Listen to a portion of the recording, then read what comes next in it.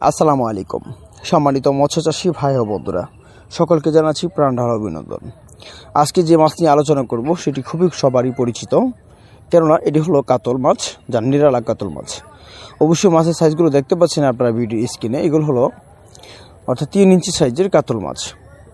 তো আপনারা কাতলা, নিরালা, রুই, মৃগেল, কালীবাউস, গনিয়া অর্থাৎ বাংলা কাপ জাতীয় ভ্যারাইটিস মাছের পোনাগুলো আপনারা আমাদের কাছ থেকে নিতে পারেন। এই কাতল মাছগুলো হলো 1 কেজিতে হবে 150 পিস হবে, বা আমরা যেটা টালি করছি মাছের গুণনায় যেটা করে পাইছি। তো আপনারা যদি কাতল মাছের পোনা যদি পুকুরে চাষ করতে চান, দেখা যাচ্ছে পাশাপাশি রুই, মৃগেল, কাপ জাতীয় মাছ চাষ করতে হয়। কেননা কাতল মাছ যা দেখা যাচ্ছে প্রতি শতাংশে 5টা অথবা 6টা পিস দেওয়া যায় অন্য মাছের সাথে, যা পরিবেশ বচাই করে দেওয়া যায়।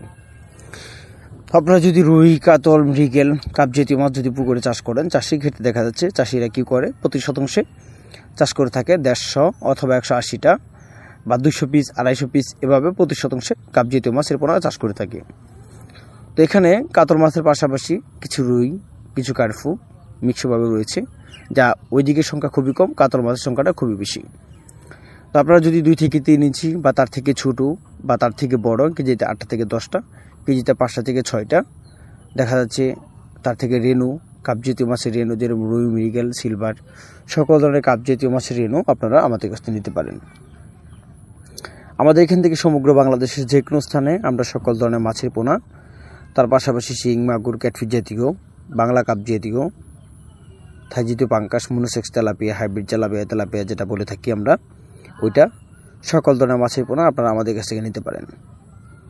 যদি কোনো চাষিরা মাছ চাষে আগ্রহী আছেন, দেখা যাচ্ছে নতুন চাষিরা কিছু বোঝেন না বা না বোঝার কারণে মাছগুলো পুকুরে চাষ করতে পারতেছেন না, তারা সকল ধরনের তথ্য পরামর্শ আমাদের স্ক্রিনে থাকা নাম্বারে তথ্য পরামর্শ জেনে নিতে পারেন। আমাদের ঠিকানা ময়মনসিংহ ত্রিশাল উপজেলা, গ্রামতলা, মধ্যপাড়া। এখানে সব বিস্তারিত ঠিকানা দেওয়া থাকবে, বা সকল ধরনের তথ্য পরামর্শ ফোনে জেনে নিতে পারেন। তো আজকে পর্যন্ত দেখাবো অন্য একটি ভিডিওতে। সে পর্যন্ত সকলে ভালো থাকেন। খোদা হাফেজ। আসসালামু আলাইকুম।